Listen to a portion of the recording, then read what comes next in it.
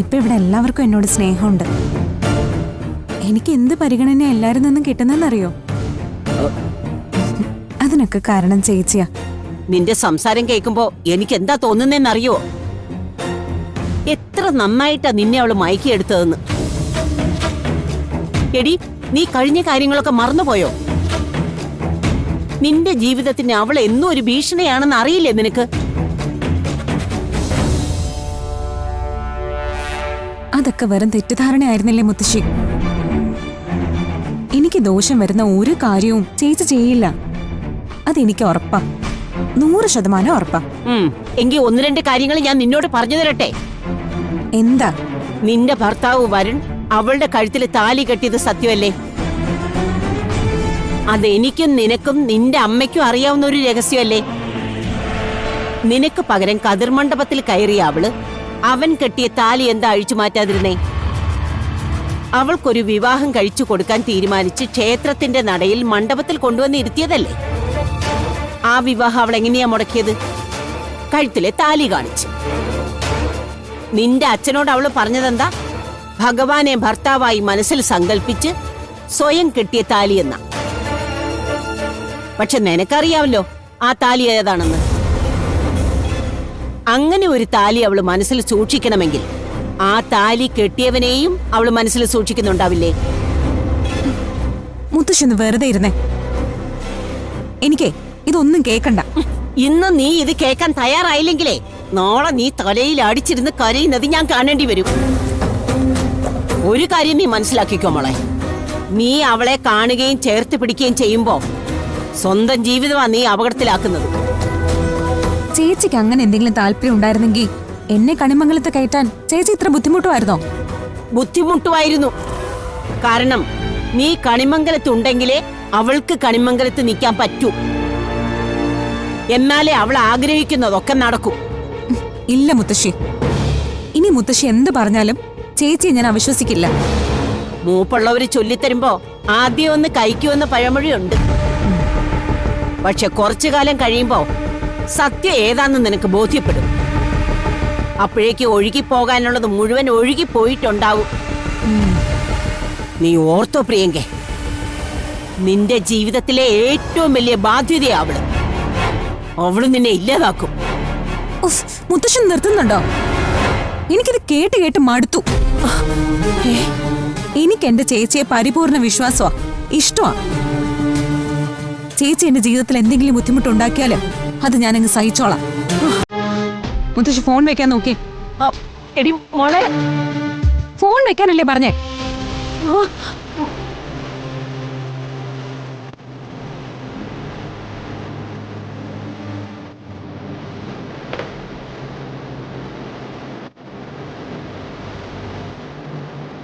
അയ്യോ, ഇങ്ങനെയുണ്ടോ ഒരു മാറ്റം?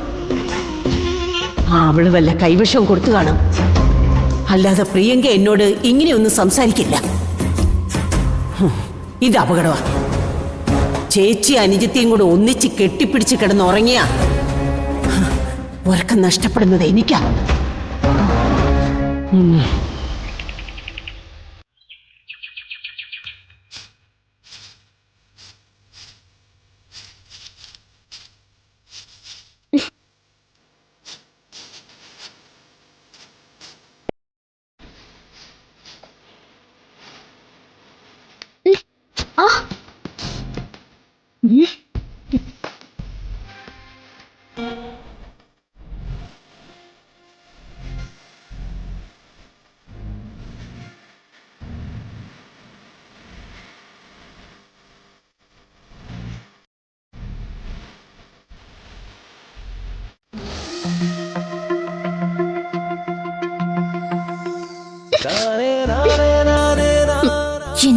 എന്താ തന്റെ ഉദ്ദേശം? അതെ, പ്രിയങ്കയെ തിരിച്ചു കൊണ്ടുവന്നത് മുതൽ ഞാൻ ശ്രദ്ധിക്കുക. അവളെ വീണ്ടും എന്റെ തലയിൽ കെട്ടിവെക്കാനാണോ? പ്രിയങ്ക ഭാര്യയല്ലേ? നോക്ക്, ഇനി കണക്കുകൾ നമ്മൾ തമ്മിൽ പറയരുത്. തന്റെ തീരുമാനം എനിക്ക് അറിഞ്ഞേ പറ്റൂ. എന്ത് തീരുമാനം? എന്നോടൊപ്പം താൻ ജീവിക്കാൻ തയ്യാറാണോ അല്ലയോ? എത്ര തവണ ഞാനത് പറഞ്ഞു. നോക്ക് രാധിക, താനും ആറ്റുവാശ്ശേരിയിലെ മുഴുവൻ ആളുകളും വിചാരിച്ചാലും പ്രിയങ്കയെ സ്വീകരിക്കാൻ എന്റെ മനസ്സ് സമ്മതിക്കില്ല. ഞാനത് ചെയ്യില്ല.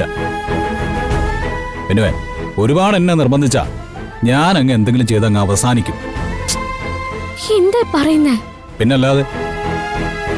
എടോ, എനിക്ക് മനസമാധാനത്തോടെ കുറച്ചു കാലങ്ങളിൽ ജീവിക്കാൻ പറ്റിയില്ലെങ്കിലേ, എന്റെ ആഗ്രഹങ്ങളൊന്നും നടക്കില്ലെങ്കിലേ, പിന്നെ ചാവുമല്ലാതെ വേറെ എന്താ ചെയ്യാ? എടോ, ഞാൻ എപ്പോഴും പറയുന്നതാ, ഉള്ളിലുള്ള സ്നേഹം ആർക്കു വേണ്ടി മറച്ചു വെക്കരുത്.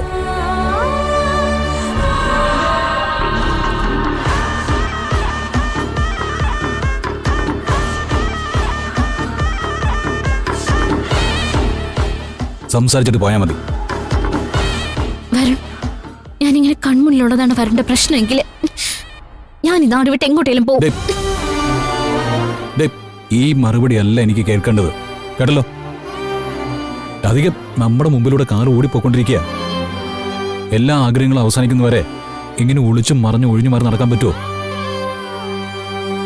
ഇതിനേക്കാൾ കൂടുതൽ എങ്ങനെയും ഞാൻ തന്നെ സ്നേഹിക്കേണ്ടത്, അത് താനെന്ന് പറഞ്ഞതാ. നോക്ക്, തന്റെ തീരുമാനം വൈകുന്ന ഓരോ നിമിഷവും ഞാൻ ഇല്ലാതായിക്കൊണ്ടിരിക്കുക. എടോ, നമുക്ക് എല്ലാവരുടെയും കാര്യങ്ങൾ തുറന്ന് സംസാരിക്കാം. ഇത്രയും കാലം സംഭവിച്ചതെല്ലാം പറയാം. നോക്ക്, താനൊരു യെസ് പറഞ്ഞ മാത്രം മതി. വിട വരുൺ, വിട. എന്നെ ഇങ്ങനെ കൊല്ലല്ലേ. നിന്റെ ഈ കരച്ചിലിന്റെ ആഴമുണ്ടല്ലോ, അത് മുഴുവൻ എന്നോടുള്ള സ്നേഹമാണ്. അതെനിക്ക് നന്നായിട്ട് അറിയാം. എന്നെ ഇത്രയെങ്കിലും ഇഷ്ടമുണ്ടെങ്കിൽ എന്നോട് ഇങ്ങനെ ഒന്ന് സംസാരിക്കരുത്. എനിക്ക് കുറച്ചു നാളോട് ജീവിക്കണമെന്നുണ്ട്. ഇതിങ്ങനെ തുടർന്നാൽ ഞാനായിരിക്കും ആദ്യം മരിക്കുക.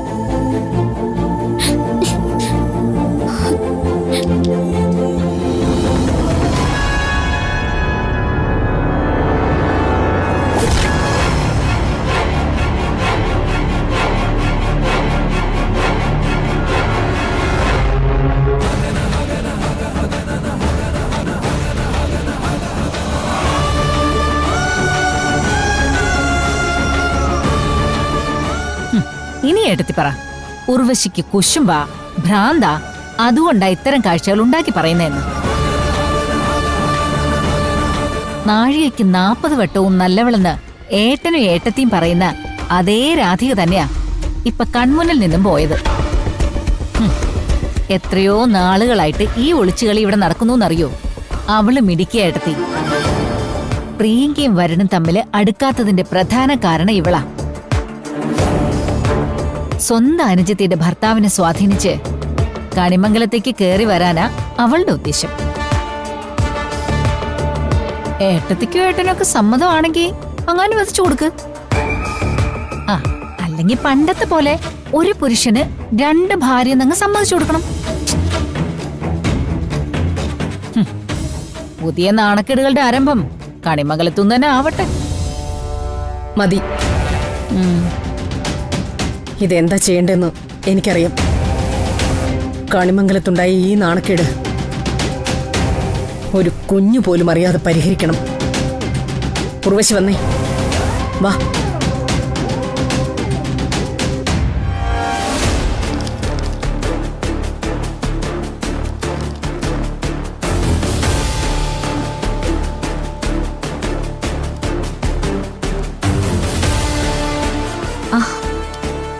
എന്താ അമ്മേ, എന്തേലും വേണോ? വേണം. എന്താ? ഞാൻ എന്താവശ്യപ്പെട്ടാലും അത് നീ തരുമെന്ന് ഉറപ്പല്ലേ? കണിമംഗലത്തുള്ളവരെ മുഴുവൻ ജീവനോടെ കൊല്ലാൻ എന്താ ചെയ്യേണ്ടത്? നിന്നോട് ചോദിച്ചത് കേട്ടില്ലേടി? ഇത്രയും നേരം നീ എവിടെയായിരുന്നു? അത് ഞാൻ അവിടെ. ആരുടെ കൂടെയായിരുന്നു? ഏട്ടത്തി ചോദിച്ച ചോദ്യം കേട്ടില്ലേ? മറുപടി പറയാൻ. വരുൺ നിന്റെ ആരാ?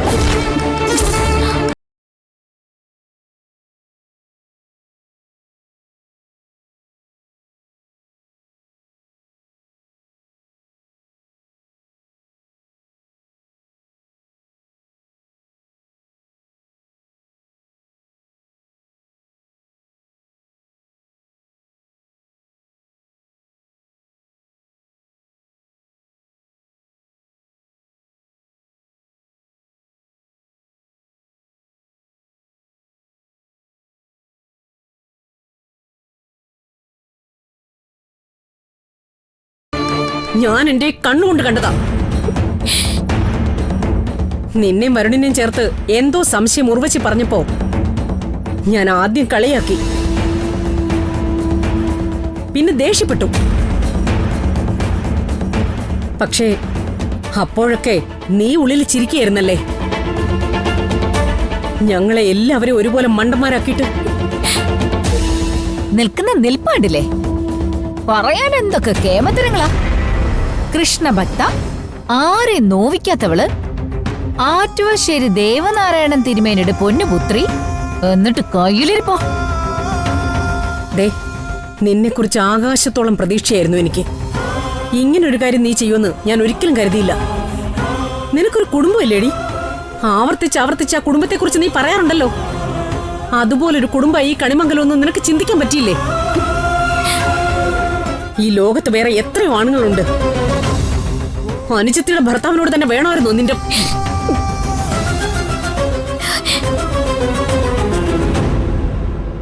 അമ്മ, ഞാൻ പറയുന്നതൊന്ന് കേൾക്ക്. ഞാൻ ഒരു തെറ്റും ചെയ്തിട്ടില്ല. അടിച്ചവളെ കരണം പൊട്ടിക്കെടുത്തി. എല്ലാം നമ്മൾ കണ്ടു കഴിഞ്ഞിട്ടും നിഷേധിക്കുന്നുണ്ടില്ലേ? അവള് പറയുന്നത് കേട്ടാ തോന്നുമല്ലോ വരുൺ അവളെ കയറി പിടിച്ചൂന്ന്. എനിക്ക് എന്റെ കുടുംബം വലുതാ, ഇവിടെയുള്ളവരുടെ ജീവൻ വലുതാ. അതിനൊരു തടസ്സമായിട്ട് നീ ഇവിടെ നിൽക്കാൻ ഞാൻ സമ്മതിക്കില്ല. ഇപ്പൊ ഇറങ്ങിപ്പോക്കണം ഇവിടുന്ന്.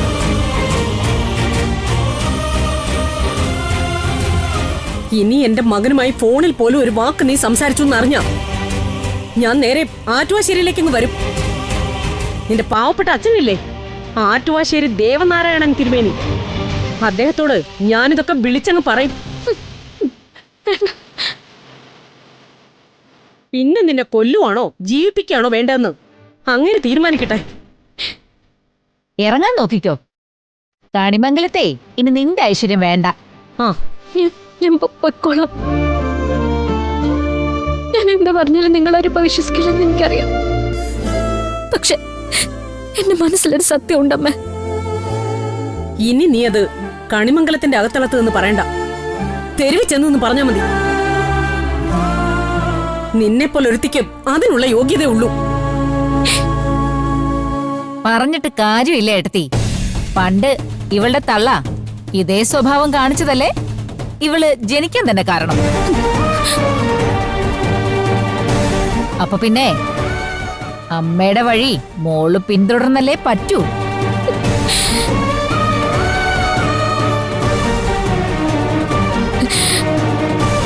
കണ്ണു താഴ്ത്തടി, എന്നിട്ടേ ഇറങ്ങി പോവാൻ നോക്ക്. തൽക്കാലം ഇത് പ്രിയങ്കമോളെ അറിയിക്കാതിരിക്കുക എന്നുള്ളത് എന്റെ ഉത്തരവാദിത്വം.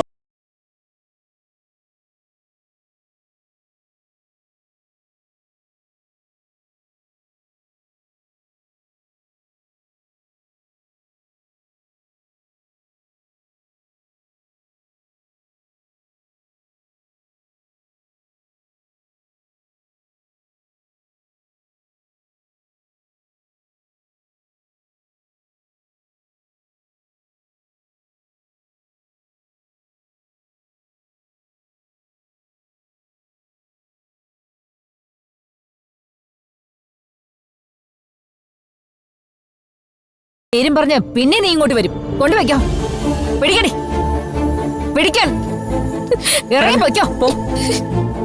ഇറങ്ങാൻ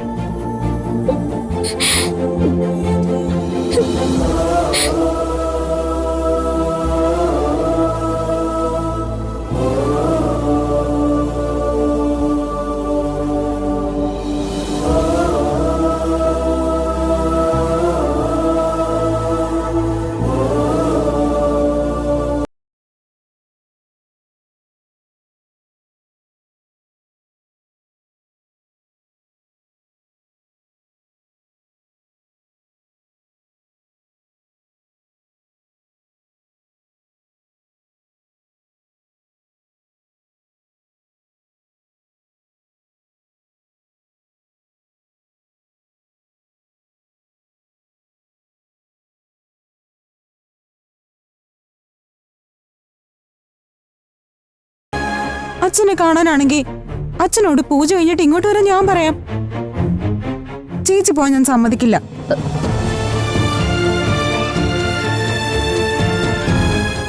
അതല്ല, എനിക്ക് പോയേ പറ്റൂ. എന്താ ചേച്ചി ഇത്? ഞാനിപ്പോ ചേച്ചിയോട് പെരുമാറുന്നത് പഴയ പോലെ അല്ലല്ലോ.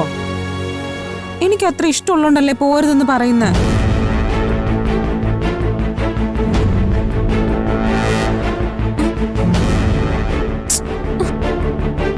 അമ്മേ, ചേച്ചിയോട് പോണ്ടെന്ന് പറ. കുറച്ചു ദിവസം കൂടി ഇവിടെ നിൽക്കാൻ പറ. അത് മോളെ, ദേ അമ്മ പറഞ്ഞ ചേച്ചി അനുസരിക്കും. അതും ഞാൻ അച്ഛനെ കൊണ്ട് പറയിക്കണോ? അതൊന്നും വേണ്ട, അച്ഛനെ വിളിക്കണ്ട. ചെറിയമ്മേ, എന്താ ചെറിയമ്മൊന്നും മിണ്ടാത്ത? പെട്ടെന്നൊരു തീരുമാനം എടുത്ത് ചേച്ചി ഇവിടുന്ന് പോകുന്നത് ശരിയാണോ? എന്നായാലും രാധയ്ക്ക് തിരിച്ചു പോയല്ലേ പറ്റൂ. പോയിക്കോട്ടെ, കുറച്ചു ദിവസം കൂടെ കഴിഞ്ഞു പോയിക്കോട്ടെ. ഇപ്പൊ തന്നെ ദേ നോക്കിക്കേ, ചേച്ചി എന്നെ പാചകം പഠിപ്പിക്കുന്നു, വീട്ടു ജോലികളൊക്കെ കൃത്യമായിട്ട് ചെയ്യിപ്പിക്കുന്നു. ഇതെല്ലാം ഞാനൊന്ന് കൃത്യമായിട്ട് പഠിച്ചു വരണ്ടേ?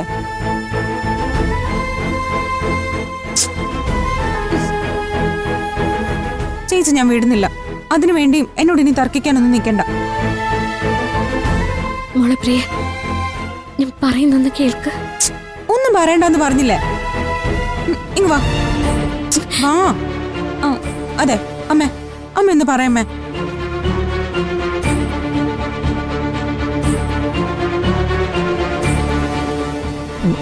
ഇപ്പൊ പോണ്ട. ഉത്തരവ് കിട്ടിയാലോ, ഇനി ഇവിടെ നിക്കാലോ. മോളെ പ്രിയങ്കേ, അമ്മയ്ക്ക് കുടിക്കാൻ ഇത്തിരി ചൂടുവെള്ളം എടുക്ക്. ശരി അമ്മ. അതെ, അപ്പോഴേക്കും ചേച്ചിയുടെ മനസ്സ് മാറാതെ നോക്കണേ.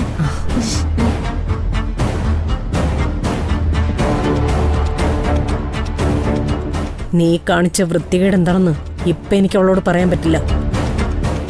ഇത്രയധികം നിന്നെ സ്നേഹിക്കുന്ന അവള് അത് സഹിക്കില്ല. അവൾ എന്തെങ്കിലും ചെയ്താ എനിക്ക് എന്റെ മരുമകളെ നഷ്ടപ്പെടുന്നേ. അതുകൊണ്ടാ ഞാനൊന്നും മിണ്ടാതിരുന്നേ. മനസ്സിലായോ? പ്രിയങ്കി എല്ലാവരും എല്ലാം അറിയട്ടെ എടുത്തി.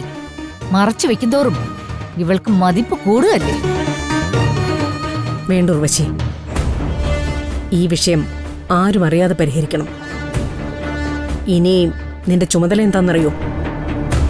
വരുണിനും പ്രിയങ്കയ്ക്കും ഇടയിലുള്ള അകൽച്ച നീയായിട്ട് മാറ്റണം. അവര് തൃപ്തിയോടെ ഭാര്യ ഭർത്താക്കന്മാരായിട്ട് ജീവിക്കണം. അതിനുള്ള വഴി നീയാ കണ്ടെത്തേണ്ടത്.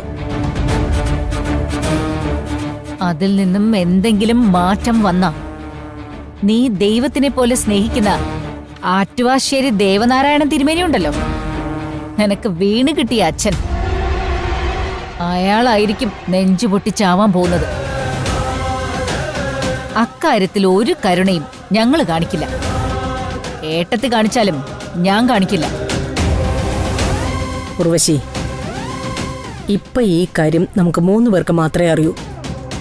4ാമതൊരാൾ അറിഞ്ഞാൽ അത് ഉർവശി പറഞ്ഞിട്ടാണെന്ന് എനിക്കറിയാം. അങ്ങനെ എന്തെങ്കിലും നീ പറഞ്ഞ് ഈ കുടുംബത്ത് വീണ്ടും ഒരു പ്രശ്നമായാൽ നിന്നോടും ഈ നിലപാട് തന്നെയായിരിക്കും എനിക്ക്. നീ ഈ കണിമംഗലത്തുനിന്ന് പുറത്തു പോകേണ്ടി വരും. എന്റെ അടുത്ത് ഞാൻ പറയില്ല. നമ്മുടെ കുടുംബത്തിന്റെ ദൂഷ്യം നമ്മൾ എന്തിനാ പുറത്തറിയിക്കുന്നത്?